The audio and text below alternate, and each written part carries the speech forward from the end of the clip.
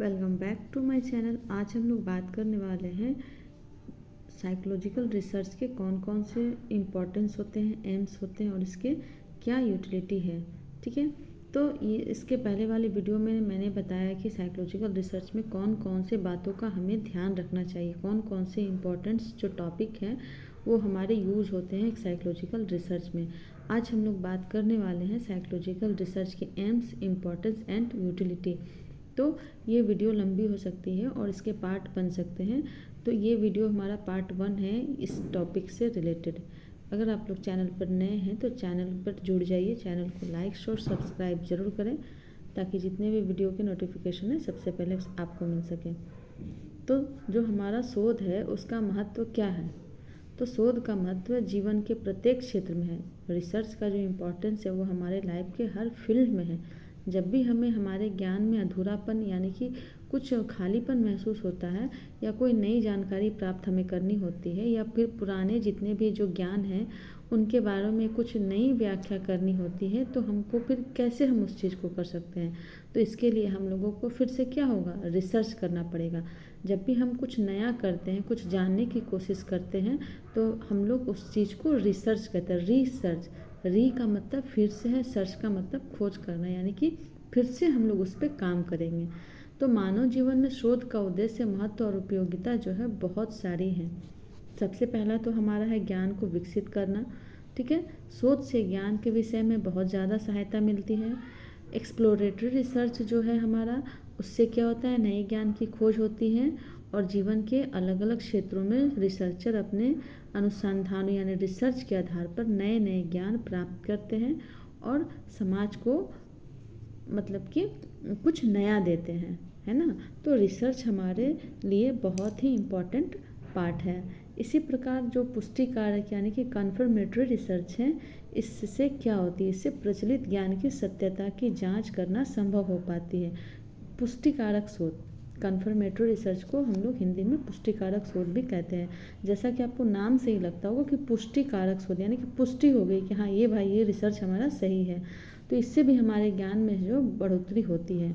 तो मनोविज्ञान में पहले ऐसा माना जाता था कि जो ध्यान है यानी कि अटेंशन है, मेमोरी है, ये एक मानसिक शक्ति है जिसे शारीरिक शक्ति की तरह बढ़ाया जा सकता है।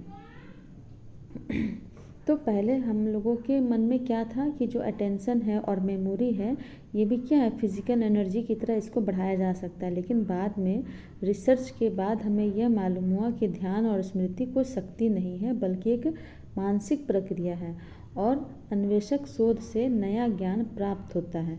ठीक है, और जबकि पुष्टि कारक शोध से पुराने ज्ञान की सत्यता की जांच होती है। देखिए ये सारी जो लाइनें हैं ना, बार बार रिपीटेशन हो रही है और ये लाइनों को आपको बहुत केयरफुली अपने माइंड में सेटअप कर लेना है कि जो अन्वेषक शोध है ना, यानी कि एक्सप्लोरेटरी रिसर्च है, उससे हमें नए ज्ञान करते हैं और जो कन्फर्मेटरी रिसर्च है उससे पुराने ज्ञान की सत्यता यानी कि वेरिफिकेशन यानी कि पुष्टि होती है। और ये दोनों ही शोध जो है सो ज्ञान के विकास में बहुत ज़्यादा हेल्प देती हैं। दूसरा हमारा उद्देश्य होता है कि जिज्ञासा मूल प्रवृत्ति की संतुष्टि करना। तो शोध का दूसरा उद्देश्य क्या है, जिज्ञासा मूल प्रवृत्ति की संतुष्टि करना। तो जिज्ञासा मनुष्य की एक जन्मजात प्रवृत्ति है।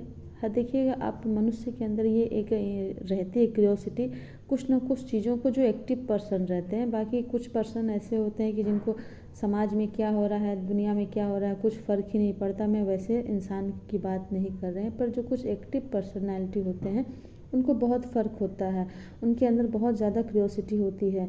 तो वह प्राकृतिक घटनाओं को समझने और जानने के इच्छुक होते हैं। जैसे कि न्यूटन थे, न्यूटन ने ये जानने की कोशिश की कि भाई फल है वो नीचे की ओर ही क्यों आते हैं, ऊपर की ओर क्यों नहीं जाते हैं, चाहे लेफ़्ट क्यों नहीं जाते, राइट क्यों नहीं जाते। उन्होंने इस चीज़ को जानने की कोशिश की, तभी जो है हमारा न्यूटन का नियम उन्होंने निकाल पाए। तो जिनके अंदर कुछ क्यूरियोसिटी होगी एक अच्छे वे में काम करने की, वो कुछ न कुछ रिसर्च करके एक रिज़ल्ट ज़रूर देंगे। तो वो जानना चाहते थे कि पेड़ से फल क्यों गिरते हैं, भूकंप क्यों आता है, चंद्रमा पर प्राणी है या नहीं है।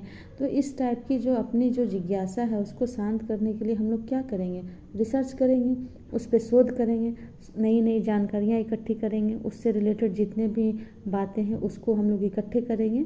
तो इससे क्या होता है कि शोध का हमारा दूसरा मेन जो ऑब्जेक्टिव है कि जिज्ञासा मूल प्रवृत्ति की संतुष्टि करना, यानी कि सेटिस्फेक्शन जो है वो इम्प्रूव करना हमारा। नेक्स्ट हमारा साइकोलॉजिकल रिसर्च का ऑब्जेक्टिव है कि व्यवहारिक समस्याओं का समाधान करना। तो रिसर्च के द्वारा ही अलग अलग व्यवहारिक समस्याओं के समाधान में बहुत हेल्प मिलती है।